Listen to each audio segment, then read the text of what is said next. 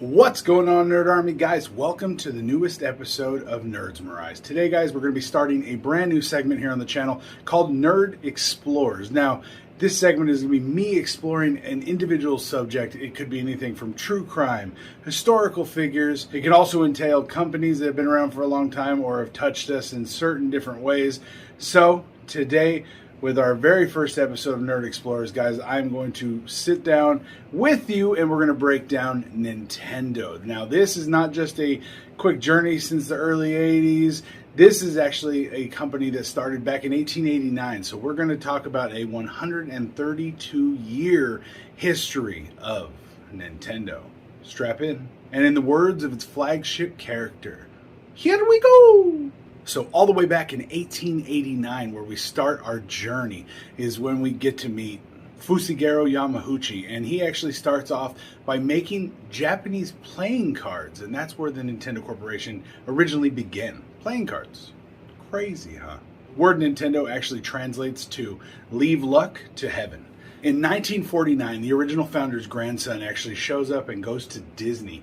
He's actually at Disney to try to get some licensing agreement to be able to use some of their images on their playing cards. This is around the time where he decides that Nintendo can be something far, far bigger than it already is. From 1963 to 1968, Nintendo would begin a bunch of different companies, including a taxi company, a hotel chain, and even a food company, dipping their fingers in everything they can. Now, all of these different ventures did eventually fail, but to be honest, I would have been cool to be able to visit a Nintendo Love Hotel.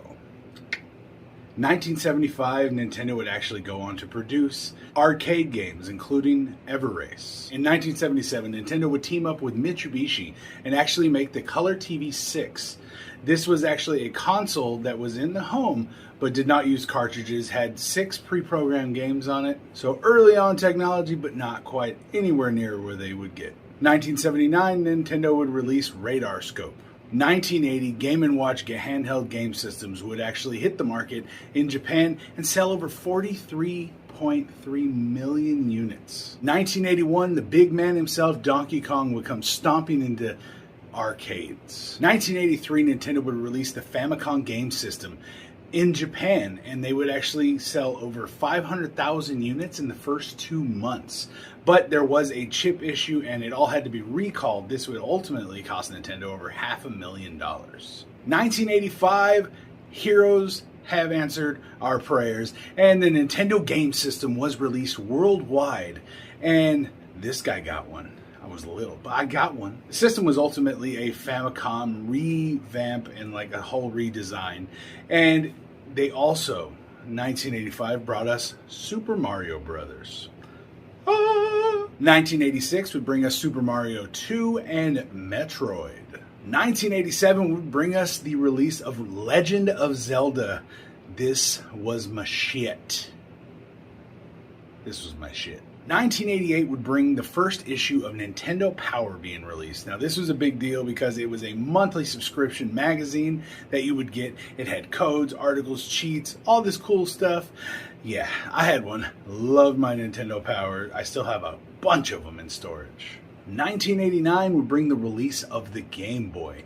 Now, this would release with Tetris, which would turn around to become the best-selling handheld game system of all time. Now, this is the shit right here. Yeah, we're talking the block with the yellow screen. This was the gangster shit that we all loved. We carried that shit. It filled up the whole back pocket, but we carried it. Now, on December 3rd, 1989, the Nintendo Power Glove was released. Now, it was really cool because 2 weeks after this actually was released, the movie The Wizard actually rocked this, and the main antagonist did rock the Power Glove. It was so dope. I saw this shit when it first came out, and I was hooked. I searched high and low, finally found me a Power Glove. Ultimately, I don't even remember what happened to that one. 1990, Super Famicom was released in Japan. In 1991, Super NES hits the freaking sales floor in America, and guys, this game system changed everything. The smoother graphics, now running with a 16-bit processor. I mean, it was just amazing. I loved the Super NES, played so many hours of so many games with that freaking system. Now, 1992 brought us another accessory. We got the Super Scope. Now, personally, I got this and I loved the shit out of it. Me rolling around playing Yoshi's Island, just blasting fools with the Super Scope, and then every once in a while you hit Yoshi in the head and the little Band-Aid shows up. I mean, sorry, Yoshi, but Super Scope, gangster. Now 1995 happens and Virtual Boy is released. Now, if you guys don't know what Virtual Boy is, this is what it looks like, but in general, this was supposed to be a 3D rendering game system. It was really, really cool, a great idea. My brother actually fought to get this, and he got it, I think, for his birthday or Christmas, and it was just a huge flop. It was garbage, guys. Now, 1996, June 23rd, the Nintendo 64 was released. Now, this was a big hitting game system. It also allowed 4 players to play simultaneously and brought us amazing games like Mario 64, big Mario Kart fan here as well. And this system just changed the game. Also that year, Pokemon was released, or Pocket Monsters if you were out in Japan. This was released, Pokemon Red and Blue were released in the States. Personally, I love those games to this day, and I remember being in early middle school when they were released and playing that in the parking lot outside of the school before school started and on my lunches every day. It was great.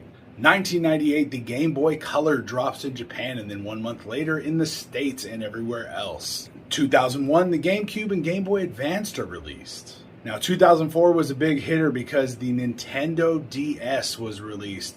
3 million pre-orders were done for this system as well. 2006 brought us Nintendo Wii, and this system exploded really, really quickly. It was the first motion control real system that worked really well. It was great when it released. Had so many great games and titles that came out with it over the years.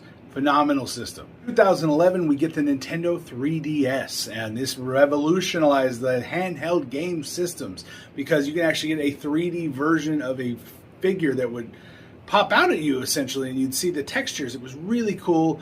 There were warnings not to play it for so long without looking away from the screen. Yeah, there are issues, but Nintendo 3DS, really cool, still popular. 2012, we get the release of the Wii U. Now, this was a controversial release because it was going up against the PS4 and the Xbox One. Initially, it looked really cool, revolutionary controller with the screen built in on it, accelerometer. I mean, a lot of really cool bells and whistles. But ultimately, a lot of people just thought it was a regular Wii accessory, like a new controller, because that's essentially how it was marketed. Just horrible marketing made this a huge flop for Nintendo.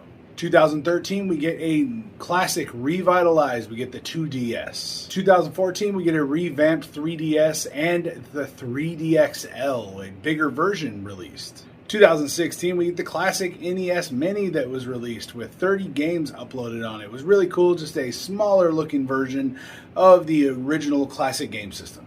2017, we get the 2DS XL released. 2017 also brings the classic Super NES Mini released as well. This one was released with only 21 built-in games. 2017 did bring us the release of the Nintendo Switch. Now, this was a console that changed the game. It what really was, and it still to this day is a great console.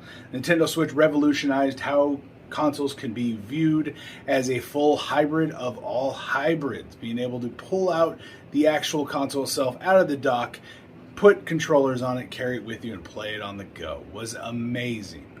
Now, in 2019, we got the Nintendo Switch Lite was released. Now, it was released in a few different colors and definitely just was like the Nintendo Switch, only smaller and non-removable controls. It was really cool, and a smaller, more handheld version of the Switch, making it really, really awesome to be able to take it on the go. 2020, the Game & Watch 40th anniversary is released. Now, guys, that is just a quick little roundup of the timeline for Nintendo and where they've come, from making cards all the way to some of the most advanced, fun family consoles on the market. Now, we do compete against PlayStation and Xbox, which eventually I do want to cover on this segment and give a breakdown of where they've come in their timeline. That would be really cool. But Nintendo is 132 years old. Boom! Just blew my fucking mind when I started researching this. I was like, what? Okay. I knew they were old, but god damn. All right, guys.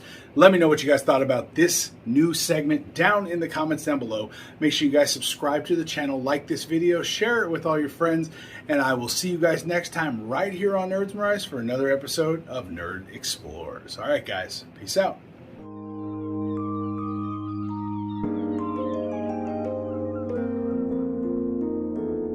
Yo.